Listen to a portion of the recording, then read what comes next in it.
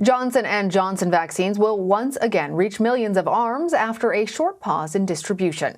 Health officials stopped all Johnson & Johnson vaccines after a handful of women developed blood clots about 2 weeks after getting the shot.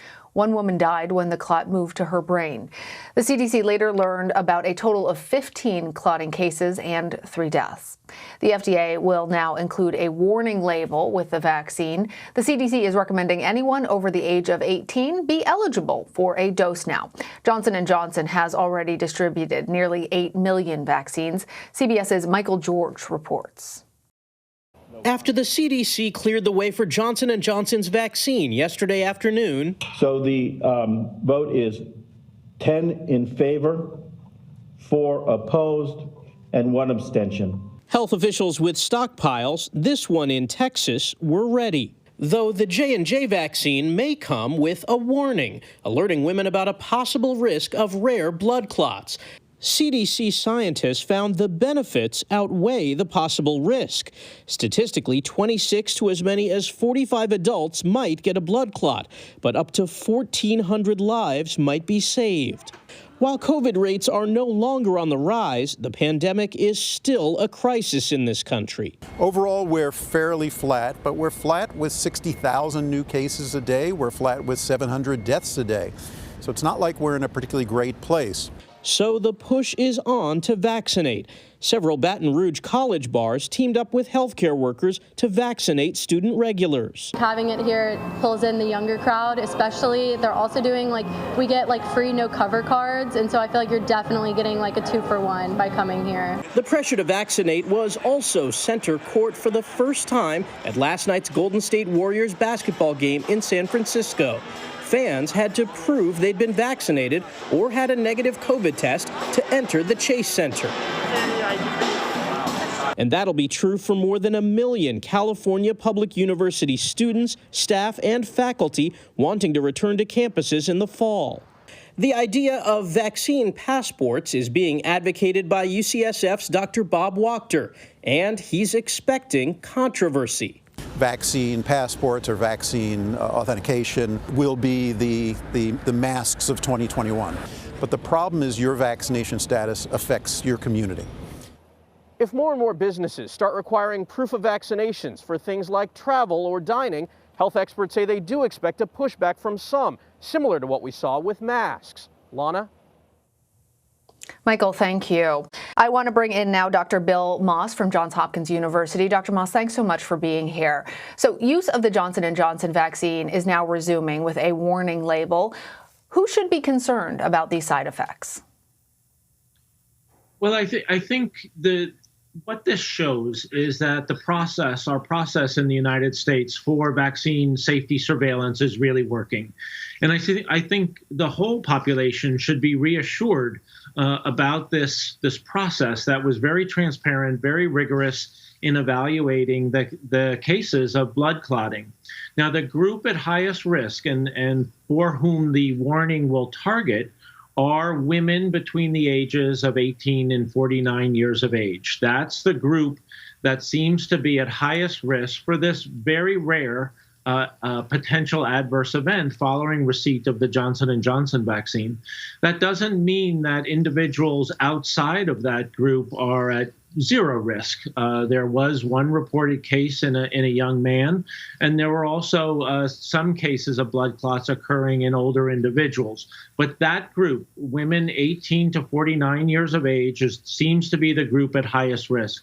But I just want to emphasize, Lana, that the J&J vaccine right now, the benefits of that vaccine still far outweigh the risks, even in that age group and gender group. Understood, Dr. Moss, and that's part of what the panel said in deciding to give it the green light to move forward. But still, there are people who are listening to this right now who are women between the ages of 18 and 49 who feel obviously hesitant, given that it was a small number, but there were some deaths associated with these blood clots. So how do healthcare workers like yourself instill confidence in people to get a dose of that vaccine? Yes, this is really important, and as you reported earlier, this wasn't a unanimous decision.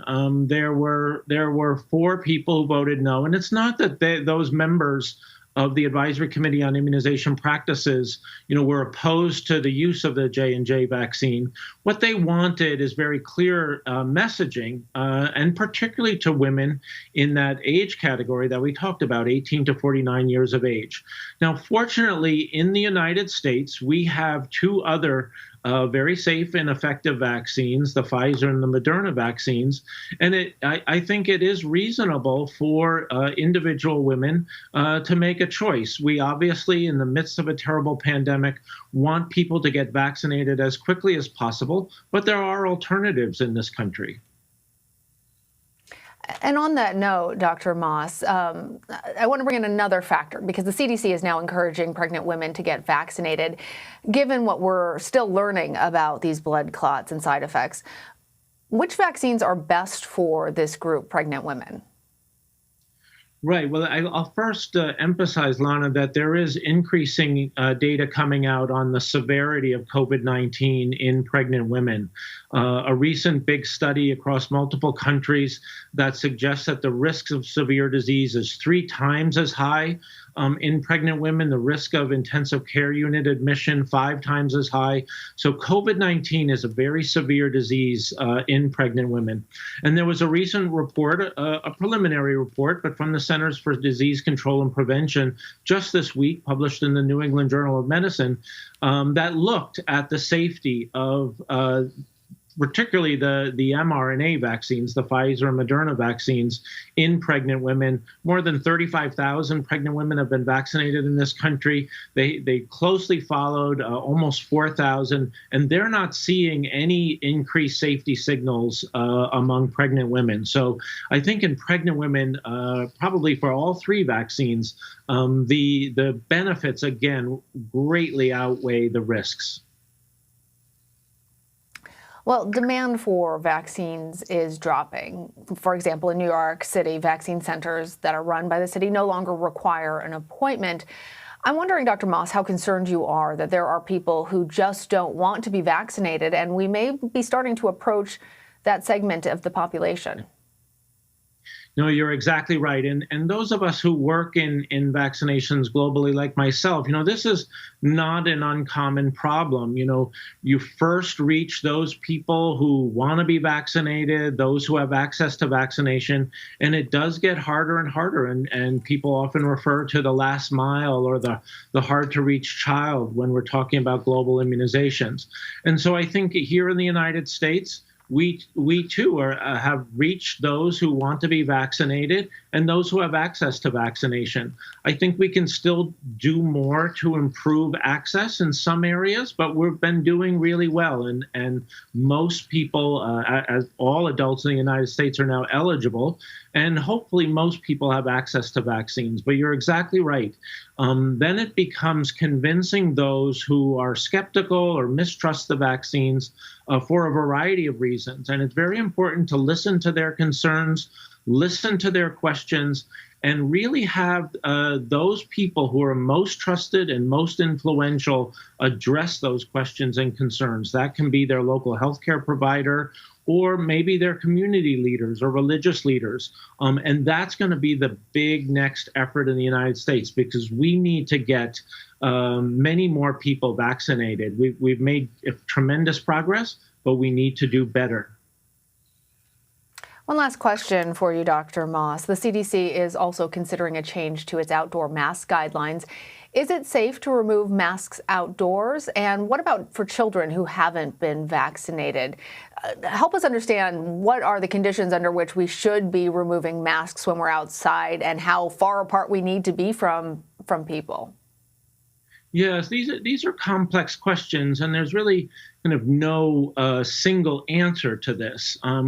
We know that the risk of transmission is much lower outdoors than indoors, maybe 20 times or almost 20 times lower. So outdoors is safe.